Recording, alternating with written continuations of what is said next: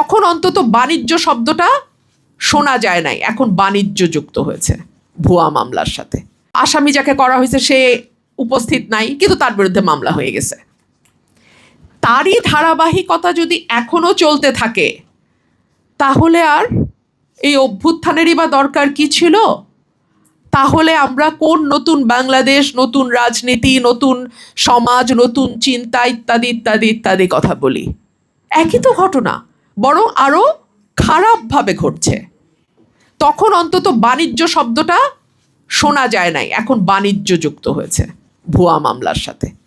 So এই যখন আমাদের মানবাধিকারের পরিস্থিতি, তখন এরকম একটি সংগঠন, এবং আমি আশা করব এবং আমি অনুরোধ করব আমার সহকর্মী এবং আমার বন্ধু ব্যারিস্টার শামীম হায়দার পাটোয়ারিকে, যে কোনোভাবেই এই সংগঠনটিকে আপনি পলিটিক্যাল হতে দেবেন না।